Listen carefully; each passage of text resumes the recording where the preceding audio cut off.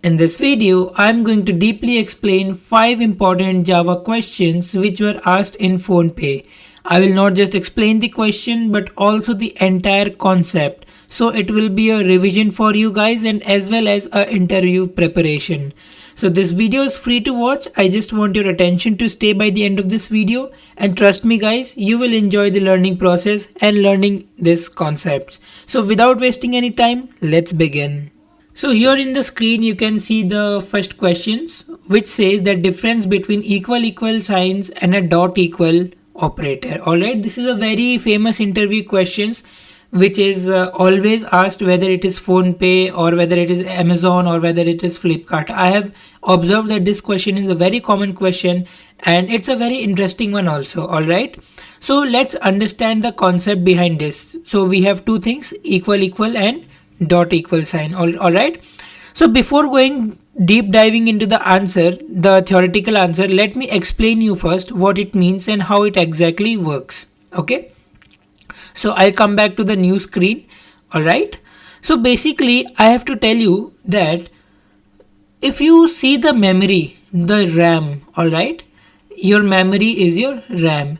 So inside your RAM there are two types of memory. First of all, you should know that the first type of memory is called as stack memory and the second type of memory is called as heap memory. Alright, and in this question particularly we will talk about heap memory because all the objects and all the strings, everything get stored in the heap memory. So to understand the significance of equal sign and dot equals operator, right, which is basically applicable for strings and objects, we need to understand how objects and strings are exactly stored in heap memory so that we can understand what does equal sign means and what does dot equals operator means. Alright, cool.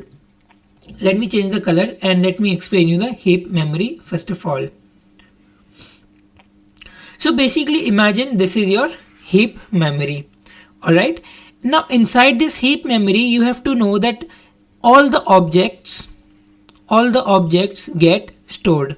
Alright, and when we create a string, there is a special place inside the heap memory called as string pool. This special place inside the heap memory is called as Java string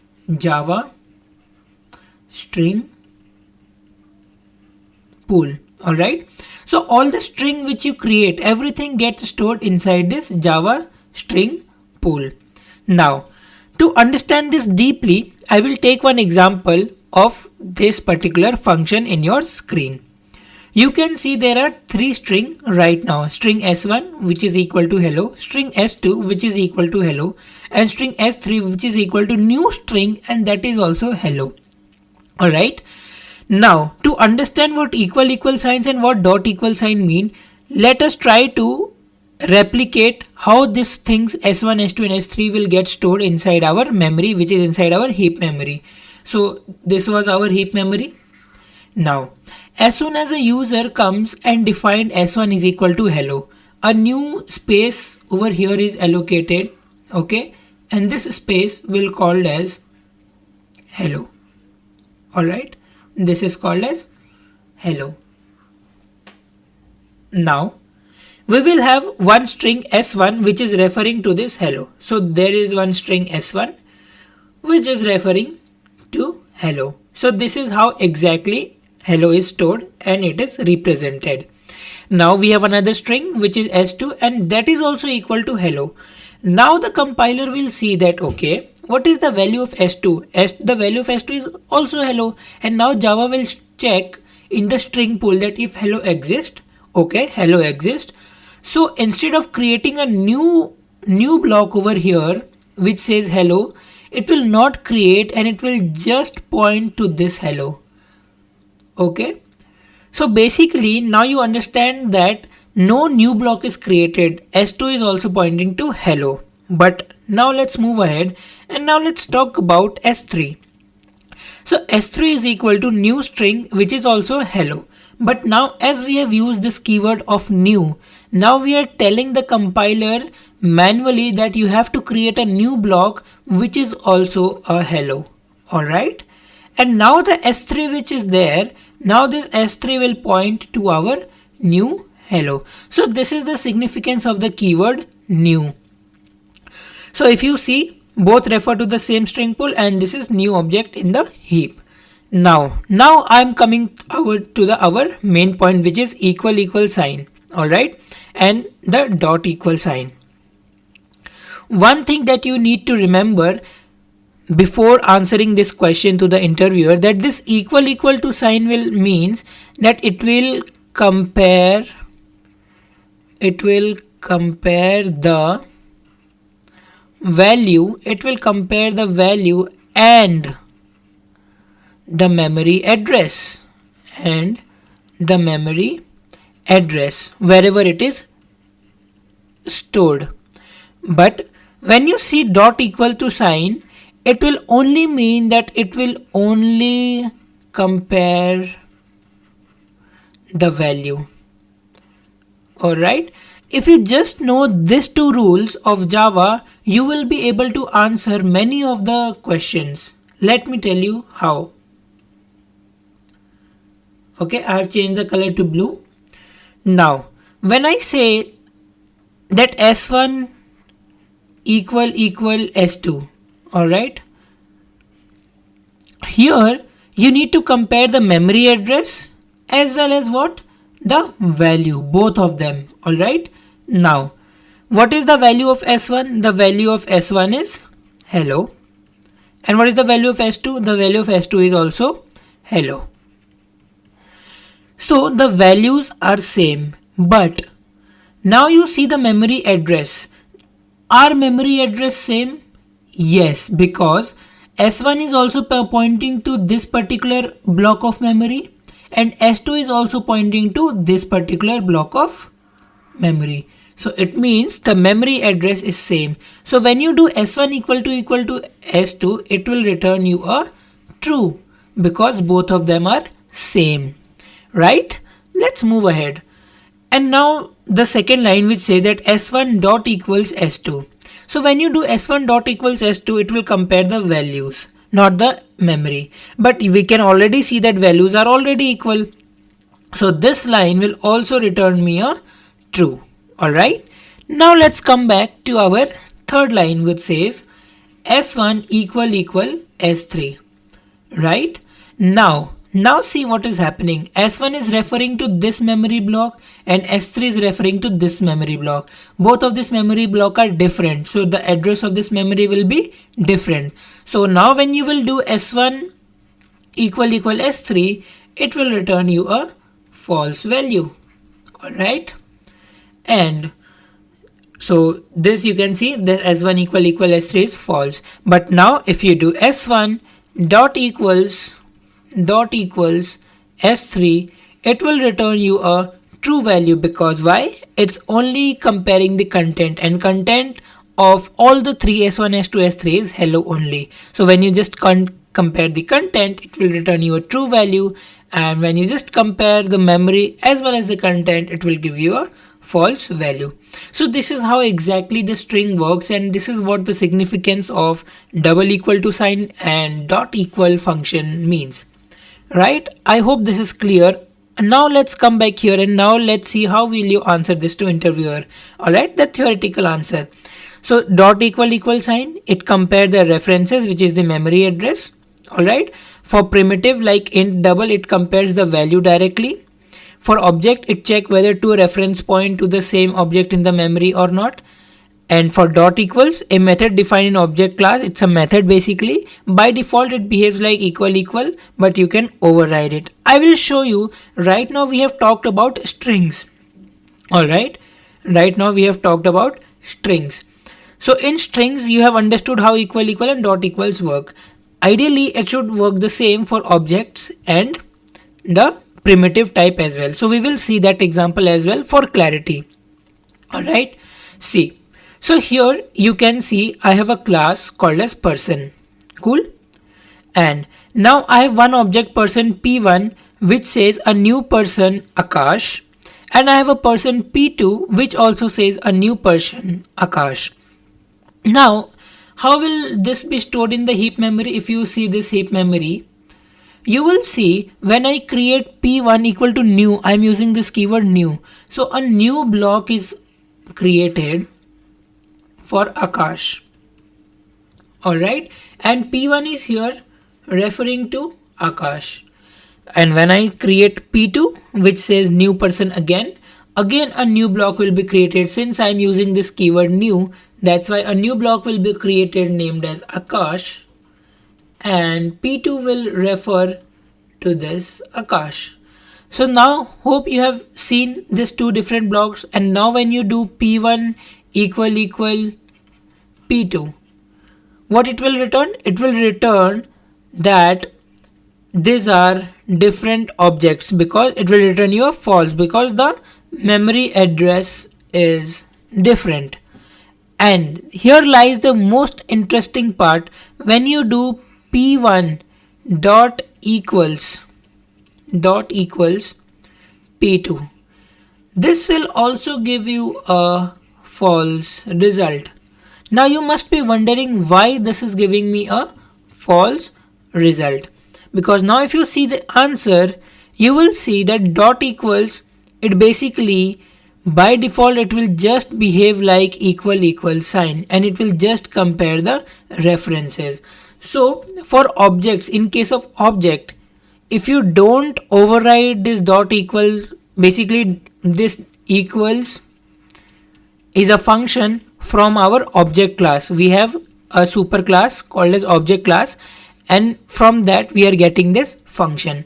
If you don't override this function manually in your class, it will by default behave like a equal sign in case of objects, and it will give you a false result, because what it is going, it is doing the reference check, it is doing the address check as well. Alright, cool. So this is how we have understood how it behaves in string and how it behaves in objects. One more example just to make the things clear.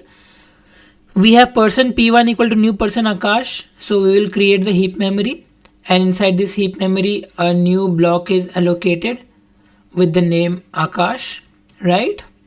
And I have a new p1 here which is pointing to this.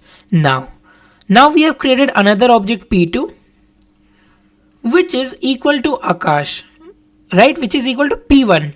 So now this p2 points to the same memory location. Now when you do p1 equal p2, this will definitely return you a true value, and when you do p1 dot equals p2, in this case as well, this will return you a true value, right? Because now the memory address and the values, both of them are similar. Alright, with this we have concluded our first question. I hope the things are clear. If not, you can just comment down and I reply to every comments, trust me. Alright, so let's move to our second question. Second question tells me about two different important OOPS concept, which is interface and abstract class. Right, let's understand this in detail. So to understand interface and abstract class, one thing you need to understand is abstraction, which is a pillar of OOPS. Trust me, if you understand abstraction correctly, right, you will understand interface and you will understand abstract classes very easily. So if you know, just to make the things clear, OOPS has four pillars.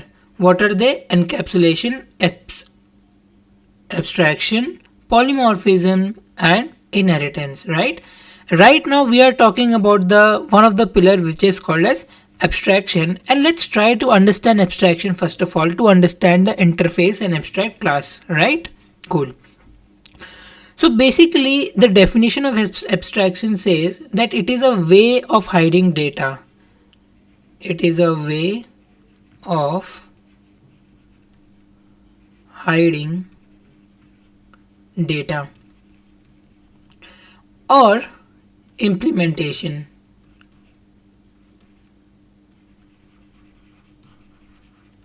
Now what does this actually mean, and why do we need to hide the data, or why do we need to hide the implementation, right? Let's try to understand that. For example, let's say you drive a car, Okay, this is your car. A very simple example for abstraction. So when you drive a car, you have something called brakes over here, right? Cool. So you know that you need to stop the car. To stop the car, what do you exactly do? You just press the brake pedals. And as soon as you press the brake pedal, what happens? The car is stopped. Now, do you ever wonder or have you ever imagined what exactly happens behind the brake pedal? Like once you press the brake pedal, what exactly is happening mechanically inside the car? Which wire is getting affected, which machine, which engine, which part of the engine is getting affected, and how exactly the car is getting stopped? What is the formula behind it? You don't know anything as a driver, right? Why? Because it has been hidden to you behind the metal piece which is you press, right? So this is called as data hiding or data implementation. So here what they have done exactly, they have hidden the implementation of applying the brakes. You don't know what is the mechanism, that what is happening inside the brakes, and you don't even need to know, right? In general, you don't even need to know that how car is getting stopped when you are pressing the brake as a general user. That's why it is also hidden, and that is why it is also not shown to the user. Similarly, in a same manner, same thing happens in case of Java as well. So for example, we were just talking about a function called dot equals, right? So it means there is a function called equals. All right. So you just need to know that what equals does. You don't need to understand right now that what is the implementation of the equals behind that. So to hide that, we have something called as the feature of abstraction, right? Now abstraction is called as data hiding. Now how do you achieve data hiding in Java? To achieve data hiding in Java, we have two ways. The first way is called as interface, and the second way is called as abstract class. Okay, both are just the way of hiding data. Now that we have understood why do we need interface and why do we need abstract classes, now we will deep dive and we will understand the difference between them and the working of interface and abstraction, right? Cool. Before coming to the differences, we will talk about this abstract class or interface right now. Okay, so here you can see there is an interface called flyable. This is how interface is implemented in Java. So in this interface, I have a function called as fly. Okay, and you must have observed by now that after this fly we have a semicolon over here. It means the function definition of the fly is not written. I could have written something like this: void fly, and function starts and function ends here, and I could have written some function definition inside like system.out.println I am flying. All right, or some implementation, whatever goes inside this function, right? But here you can see the implementation is not there. Why it is not there? Because now the user, as a user, this is your brakes. You will be only shown this interface. You will be only seeing that there is a function called fly. You don't see the implementation of this function. Similarly, there is one more interface called as swimmable. So here you can also see that there is a function called swim which has a semicolon and implementation is not there, right? So you will be only seeing this swim function, and you know that okay, there is an interface in swimmable in which there is a function called swim, and I can use this function for my convenience wherever I need. And you can simply use the fly function anywhere and simply use the swim function anywhere in your Java program. Now you don't have the implementation over here. Does it actually means that implementation is not even present in the entire program? No, it cannot be the case, because you have to have the implementation and that is hidden from the user. So we have defined a class called as duck. okay, which implements flyable and swimmable. So this duck class is implementing this flyable interface and swimmable interface. And remember, any class which implements an interface must implement the function inside it. So there are one function in flyable called fly and one function in swimmable called swim. So if this duck class is implementing flyable and swimmable, the duck class must implement the fly function and the swim function. So here you can see it has implemented fly function and it has written some statement. It has implemented swim function and it has written some statement. And this class is basically hidden from the user. This class is hidden from the user. Alright, this is how the interface actually works. Now let's come and talk about abstract class basically. Alright, so this is how abstract class is defined. Okay, an abstract class, unlike interface, you can have a function which doesn't have an implementation. Also you can have a function which has an implementation. So you can see I have this abstract class animal, and inside this animal I have a function called make sound whose implementation is not present right now, and I also have a function called eat whose implementation is present, right? And I have another class dog which extends animal. So now if someone is extending an animal and extending an abstract class, it is the responsibility of this class that he or she must implement the function which is not implemented in the abstract class. So make sound is not implemented in the abstract class. It means here this function should be implemented, right? So what is the key difference between interface and abstract class? You have find out. In abstract class you can have either both of them. You can have actually both of them, either not implemented function or implemented function. It means abstract class is used to achieve an abstraction between 0 to 100%. Okay, so you can achieve an abstraction of, let's say, 70% with the help of abstract class. You can achieve an abstraction of, let's say, 80% with the abstract class. You can achieve an abstraction of, let's say, 100% with an abstract class by hiding all the functions, right? Or by hiding just 70% function, by hiding just 80% of the functions. But in interface it is not the case. Only 100% of abstraction is possible. No 20%, no 70%, no 80%. If you want to abstract everything at once, 100% interface is your case. Alright, and interface also works like a contract. If you have worked with any Spring Boot application, you must have known, for example, how interface will work as contract. Let's say I want to tell the user that you have to implement these 5 functions.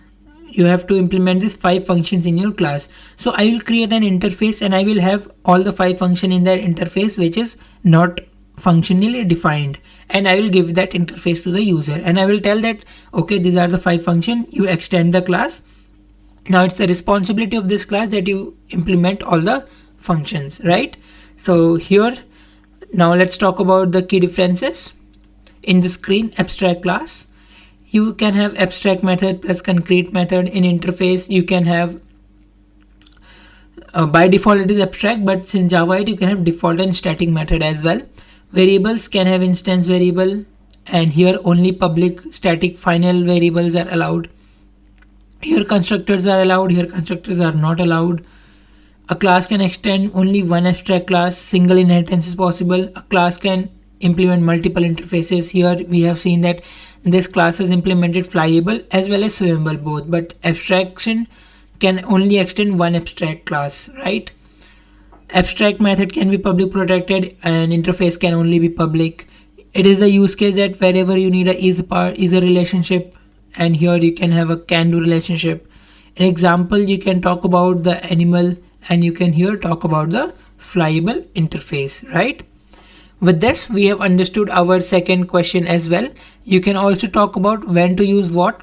So when you use abstract class, when you want some common code or fields across the subclasses, and when you need constructors or non-static variable, because defining constructor inside an abstract class is allowed, you can talk about the example.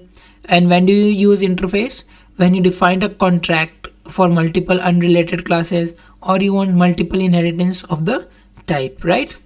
With this, we have concluded our second question as well. If you have any doubt in this, feel free to comment down and I reply to all the comments.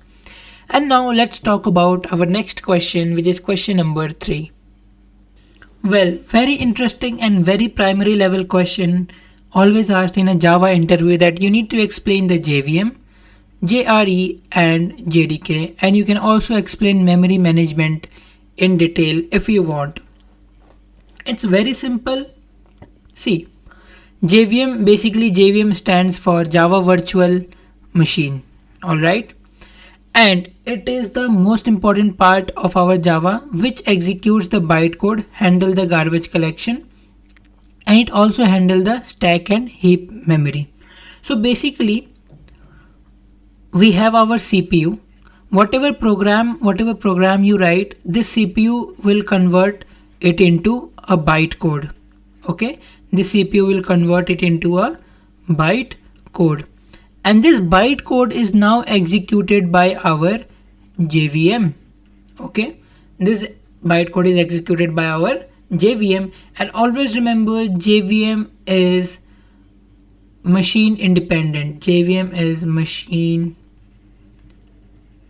independent because it just reads the byte code and it executes the program for us. And just a few minutes before, we were talking about our memory management, right? So inside the RAM, we have two types of memory. One is called as stack memory and one is called as heap memory, right? Who manages the stack memory? Who manages the heap memory? It's the JVM who does this job for us. And how this is managed, there's a more detailed video for this, that how memory is managed in Java. I will link that in the I button somewhere over here and you can just watch it. Alright. And then we have JRE, which is called as Java Runtime Environment, which is for runtime only. And the JDK, which is the entire Java development kit, which comprises of the compiler plus JRE. So everything together will be our JDK, which is called as the Java development kit, right? So this is what our third question is. Let's move to our fourth question. So in the fourth question, we are going to talk about the mutability and immutability of an object, and specifically in terms of strings. Alright. So to understand this, we need to understand first of all what are immutable objects, and then we will understand what are mutable objects. Alright. In English, immutable basically means which cannot be changed. Which cannot be changed.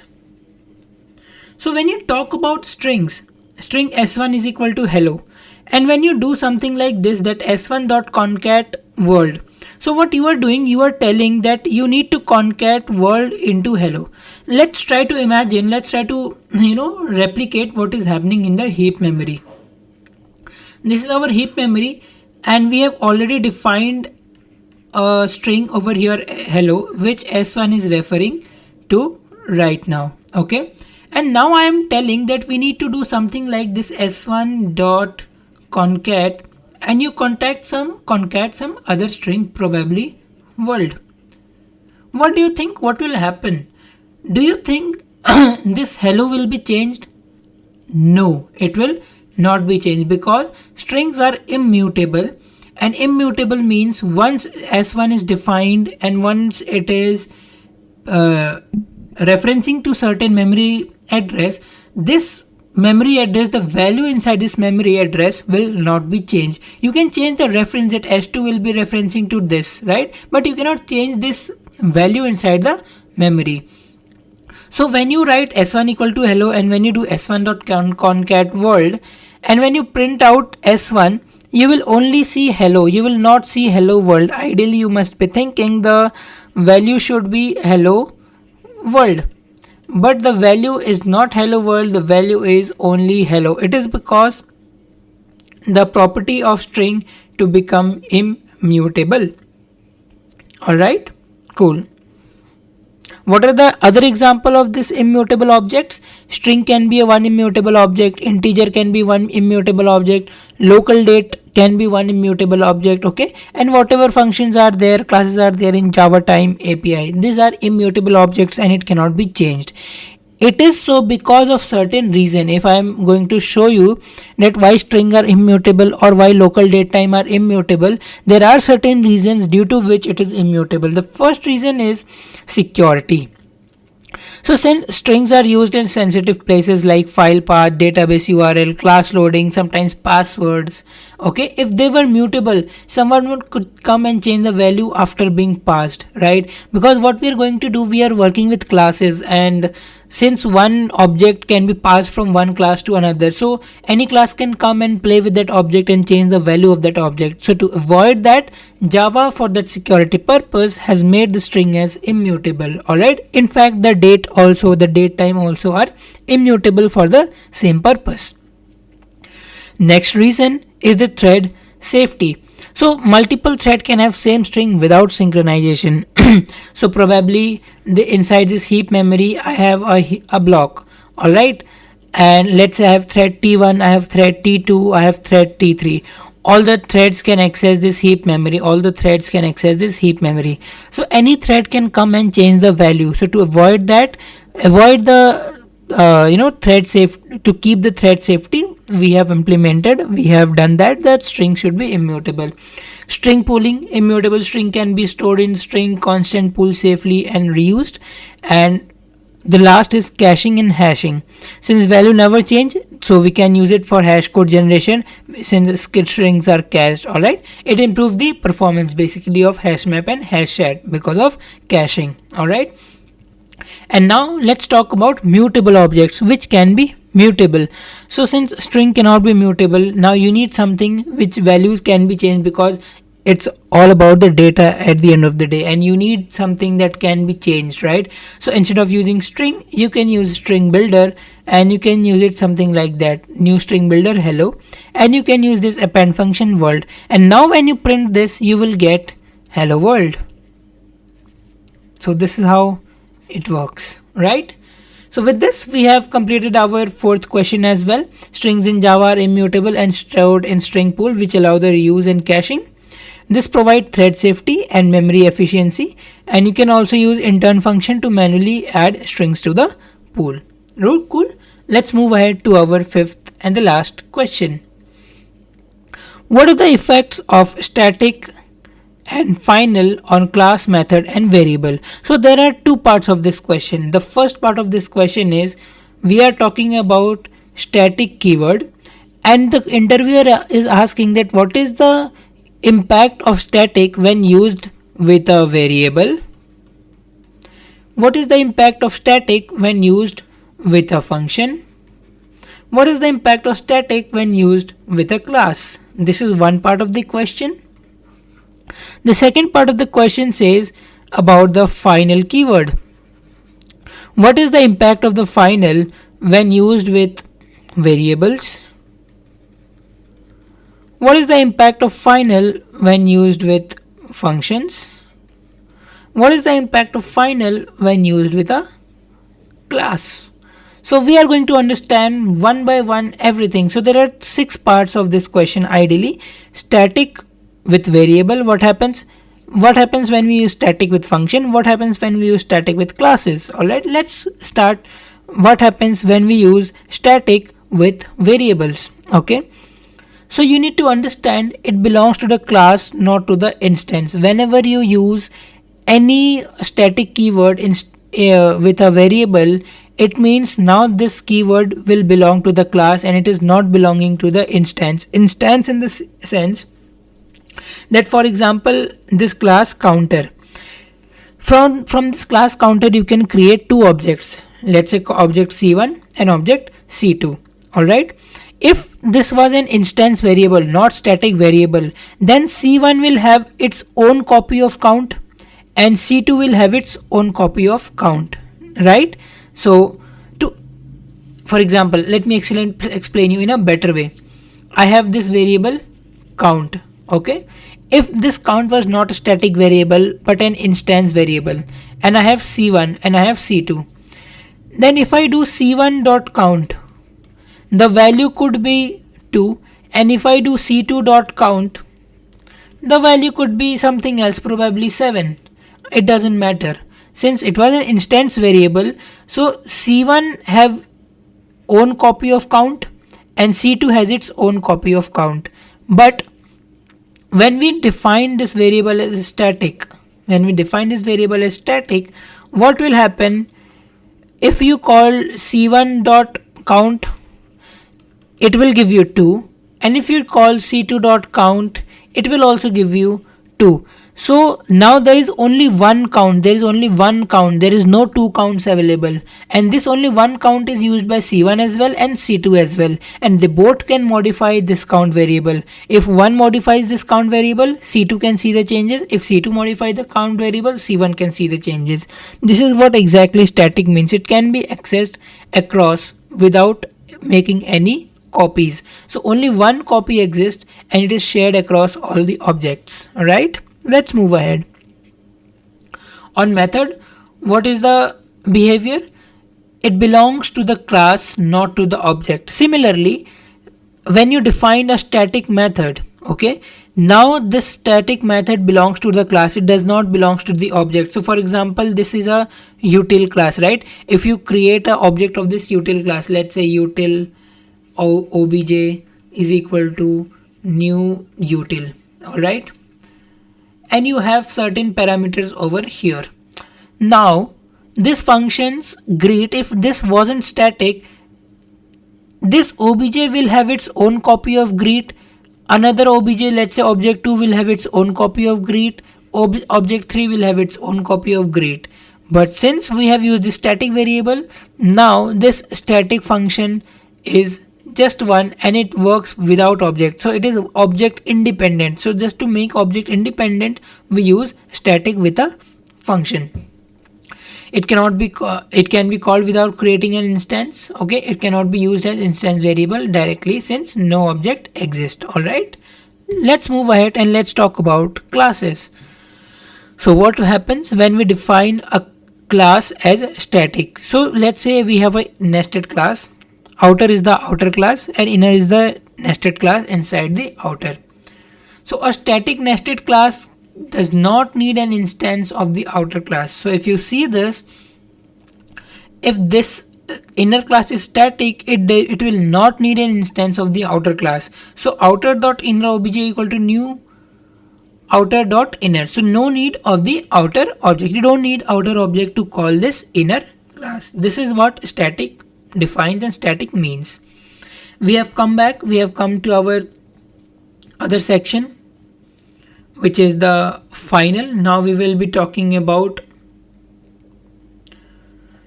this final variable. What is the effect of final variable, final keyword in variables, final keyword in function, and final keyword in class? Let's move ahead.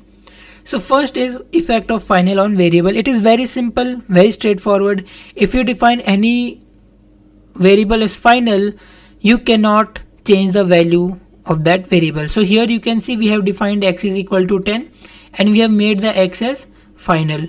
Now if you do x is equal to 20 again, this will give you a compilation error and this is not valid since your keyword is final, right? Effect of final on method. So it says that method cannot be overridden. So for example, you have a class called parent and inside that you have a method that you have defined it as final and you have defined it as fixed method. So if any class come and if any class try to inherit this class, it cannot override this. This is not allowed and it will give you an error, right? And last, if you define a class as directly final, so this class now cannot be extended. Now this class is final, so this parent class will have no children and this cannot be extended. So if you want a parent class to have children, the parent class should not be final. So this is what exactly final keyword does to objects, to variables, classes and functions. With this, we have come to an end of this video. I hope you have enjoyed. If you have, just give it a thumbs up and you can drop a comment that you have watched till end. It gives me a little motivation to bring more videos like this. Until then, I will see you in the next video where I explain more Java concepts and more questions. Until then, bye bye, good night, take care.